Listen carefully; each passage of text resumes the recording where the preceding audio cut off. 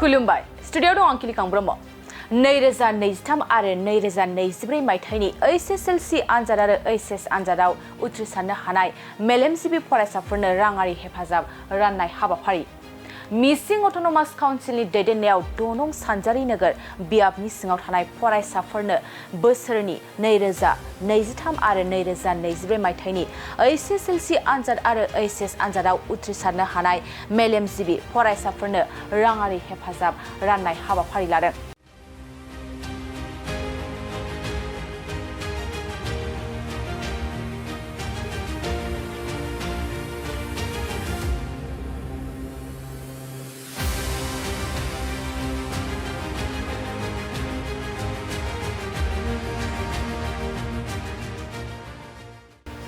बे हाबाफारिखौ दिनै सिमेन्ट सापरि माल्टि कमप्लेक्स बिल्डिंआव मिसिं अट'नमास काउन्सिला मावफुंनाय जायो आरो 2023 आरो 2024 मायथाइनि HS आनजादाव 60% लाखिनानै उथ्रिसार जानो हानाय गुन गोनां सा 36 जन फरायसाफोरनो सासेयाव 7,000 राङारि हेफाजाब होयो।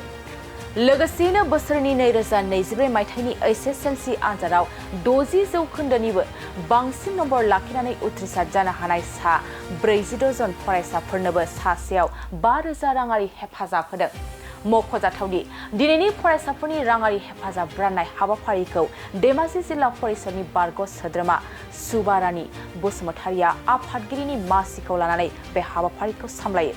लोगोसे हाबाफारियाव बाहागो लायो MSCनि मावफुं सोद्रोमा देबरन्जन मरान, दनं सानजारि नोगोर बियाबनि MSCनि मावफुं सोद्रोमा मलेन्द्र नार्जारी, दिलीप खाक्ति मिरु आफाद, सनमिलिता गण शक्ति असम MMK मिरु आफादनि सोद्रोमा कमलेश्वर पेगु, आहम बोराइ बाथौ इंराजि फरायसालिनि गोरायुं बिद्येश्वर दैमारी, जनाय TDPनि बर्डनि मासिगिरि फैलाव मोसाहारि, ULDC अल बाथौ महासभानि लेङाइ आफादगिरि बिलाम्बर खेरखाथारि, TMKKनि मिरु आफादनि सोद्रोमा सपना थाये।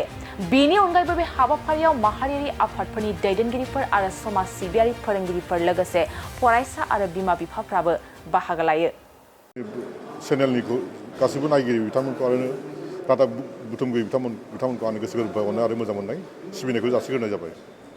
जों दिनै 6 नं सानजारि नोगोर बुंनो थाङोबा 1 नं लालि समस्ति, 2 नं मुरखं सेलेक, 3 नम्बर कालि बिजयपुर आरो 4 नम्बर देबिं देताक आरो 5 नम्बर वांजनाय आरो 6 नं सानजारि नोगोर। बे 6था समस्तिनि मेट्रिकआव फार्स्ट डिभिजन आरो हाई सेकेन्डारि फार्स्ट डिभिजन मोननाय गथ'फोरनि थाखाय फाइनान्सियेल इनसेन्टिभखौ दिनै होजेननायखौ जागायजेननाय जाबाय। मानोना दिनैनिफ्रायनो बे 6था समस्तिनि जेसेबांनाखि फरायसाफोर दं बिथांमोननि एकाउन्टआव 2 बाजिनाय लोगो लोगो बिथांमोननि एकाउन्टआव फैसाया हाबजोबगोन। मेट्रिकआव 2023 मायथाइयाव पास जानायखौबो होदों आरो 2024 मायथाइयाव पास जानायफोरनोबो होदों। बेयाव मेट्रिकआव पास जानायफोरनो 5,000 आरो हाई सेकेन्डारियाव पास जानायफोरनो 7,000। मानोना जोङो 10,000खौ होनो सानदोंमोन, फरायसाफोरनि अनजिमाया ओरैबायदि बारायदों फार्स्ट डिभिजना साननानै सानख'नो हाया, बेफोरबायदि जादों थारमाने। जोंनि सानजारि नोगोरावनो दासिम बुंनो थाङोबा माखासे गथ'फ्रा फर्म साबमिट होस्लाबनो हायाखै, बिथांमोननिखौ उनाव होनाय जागोन। दासिम होनाया 86 गथ'फ्रा साबमिट होनाय जादों बिथांमोननि एकाउन्टआव दिनै जायना सुद्ध दं बिथांमोननि एकाउन्टआव हाबजोबगोन आरो बिदिनो। सिगांफ्रावथ' बोसोर गिदिंलायोमोन, देग्लाय साबमिट होनाया खालमासि हाबोमोन। दा जोंनि चिफ सारनि दैदेननायाव आरो जोंनि शिक्षा मिनिस्टार डक्टर रनज पेगुनि माबानायाव बोसोनाव बे खामानिखौ मावनाय जादों। दिनै 6था समस्तिया हाबगोन, गाबोन 7 नम्बरनिफ्राय 7निफ्राय लानानै 12 नम्बरसिम बेवहाय आंबो गाबोन गुबुन समस्तियाव मुक्तियार समस्तियाव आं गाहाय आलासि जानानै थानांगोन। दिनै बिथां देबरन्जन मराङा जोंनि सानजारि नोगोराव फैदों। ओमफ्राय 1 नम्बर मुरखं सेलेकआव चिफ सार फैदों। 2 नम्बराव 1 नम्बराव चेयारमेन फैदों, चेयारमेन सुनिल पेगु। ओमफ्राय 2 नम्बराव मुरखं सेलेकआव बिदिनो सासे एग्जिकिउटिभ मेम्बार फैदों, बिजय कुमार पेगु फैदों। बेनिफ्राय 3 नम्बर देबिं देताकआव चिफ सारा फैदों। बेफोरबायदि मोनफ्रोमबो समस्तियाव सासे गुबुन जायगानिफ्राय EM फैनानै गाहाय आलासि हिसाबै बेखौ मान होनानै बेफोरबायदि प्रग्रामखौ बानायनाय जादों। गाबोन आङो मुरखं माबायाव थांगोन, मुक्तियार समस्तियाव थांगोन आङो। बेयाव मुक्तियार समस्तियाव थांनानै आङो बे खामानिखौ मावनांगोन, बेयाव गाहाय आलासि हिसाबै। बिदिनो गुबुन समस्तियाव बिदि रटेसन सिस्टेमै थांनानै 36था समस्तिखौ जोङो सानसेयाव 6था समस्ति खरै फोजोबनो नाजादों। फैगौ 20 जुलाइनि सिमाव बे खामानिखौ फोजोबनो सानदों आरो। मानोना हायार इडुकेसन होनना बुंदों बे पोस्ट ग्रेजुएट ओमफ्राय MA MPhil बिदिखौ जोङो होदों थांनाय बाराव 25,000 खरि होनाय जादोंमोन बेखौ एबारबो आरो SCS IPS जेनोखि प्रिलिमिनारि पास जादों बिथांमोननोबो 25,000 होनाय जादों दा जाय बिथांमोना एडमिसन लानानै फरायबाय थानाय इनस्टिटिउसननि मोनसे फर्म फिलआपआव सहि नांगौ बे सिल स्टाम्प लाना फैनायफोरनो बेबायदि होनाय जादों आंनि समस्थिबाबो जोङो थांनाय बाराव खमावनो 10 सासो आं होनाय रेकर्ड दं आरो होना मोन्दों मोनगिरि बिथांमोना आंनो थेंक इउ होननानै मेसेजबो हरदों आरो बिदि MPhil फरायनाय PhD डिग्रि लानाय आरो SCS आव प्रिलिमिनारि पास जानायफ्रा बिदि मेसेज हरदों आं जोंनि दानि जुगाव कम्पिटिटिभ जुग बे कम्पिटिटिभ मुगायाव बयबो गोसो होनानै गावनि बेस्टखौ नाजायो आरो साफ्रोमखौबो जोङो आसा खालामदों बयनिबो जाखांफुनाय गथ'फोरनि जिउआ इयुनाव गोजों जायो उन्नति जायो साक्सेस जाफुंनो हायो बेखौ आं आसा फारिनानै बयखौबो गोसो मोदोम होनानै दा जाखांफुनाय समाव फरायनायखौ नाजानो थाखाय गोसो होनानै फरायनो थाखाय बयखौबो खावलायगोन आं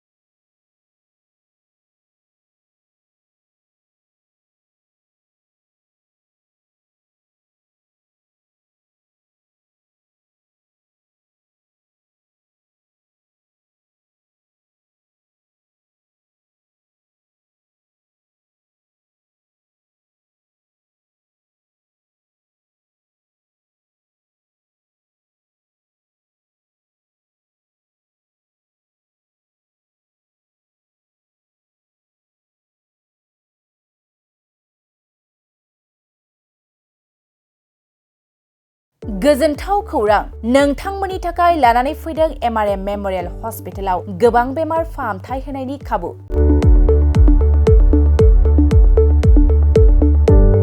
बेमारि सुबुंफोरनि थाखाय गोजोनथाव खौरां MRM मेमोरियेल हस्पिटालाव मोजां रोंग'थि गोनां डक्टरफोरजों बेमारि सुबुंफ्रा मोजां फाहामथाय लानो हानाय सुबिदाखौ लानानै फैबाय MRM मेमोरियेल हस्पिटाला